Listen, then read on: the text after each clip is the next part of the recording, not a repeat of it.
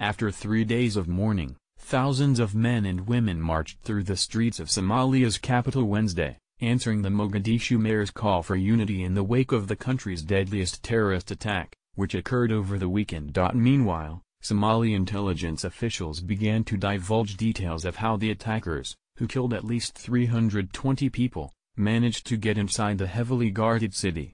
Although no official account has been released, much of the information given to journalists unofficially matches up on a basic sequence of events. In what is known as a knock-knock strategy, the attackers hoped to detonate a small bomb to blast open the gates of the intended target, allowing a large truck laden with explosives to enter. The intended target of the attack is unclear. Different officials have offered possibilities, including government ministries, embassies, army compounds where Somali troops are being trained by Turkish, American and African allies. The bustling intersection where the truck eventually exploded is not thought to have been the intended target. That knock-knock plan went awry when a minivan carrying the smaller bomb was stopped, and its payload found. While police attempted to dismantle the bomb, it exploded, but no one was hurt. The larger truck also attracted the suspicion of police, who stopped it at a checkpoint.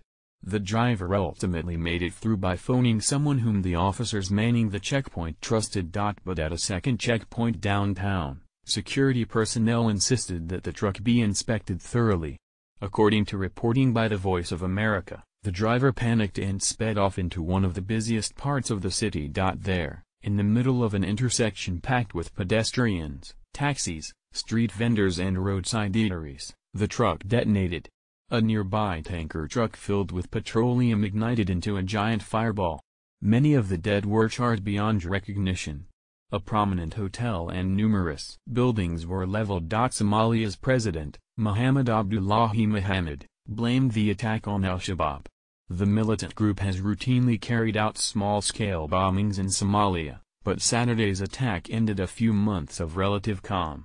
In addition to the still growing death toll, at least 400 people were injured and dozens remain unaccounted for. Al-Shabab has not claimed the attack, but analysts say no other group in Somalia has the capability to carry out such a sophisticated strike. There is detailed scholarship that suggests leaders of organizations using terror tactics are unlikely to claim responsibility for a particular attack if they anticipate negative political fallout from it, said Paul D. Williams, a professor at George Washington University who specializes in Somalia.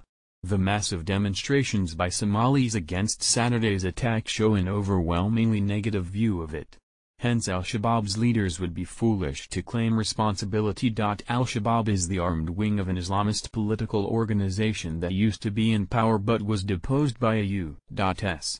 backed Ethiopian invasion of Somalia in 2006.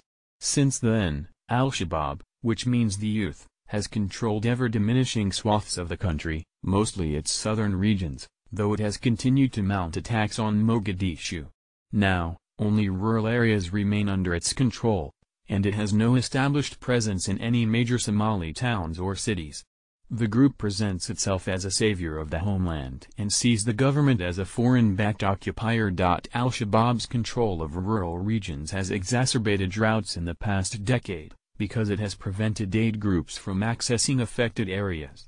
In 2011, more than 250,000 people perished, and hundreds of thousands were displaced this year after consecutive seasons of failed rains.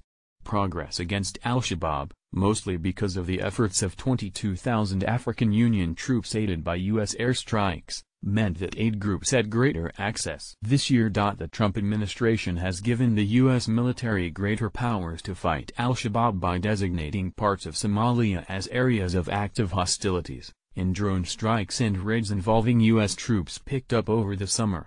In May, a Navy SEAL was killed in one of the raids, marking the first U.S. combat death in Somalia since 1993. But Saturday's attack proved, as it was intended to, that al-Shabaab is not on the out and that it is not averse to killing large numbers of civilians. Read more.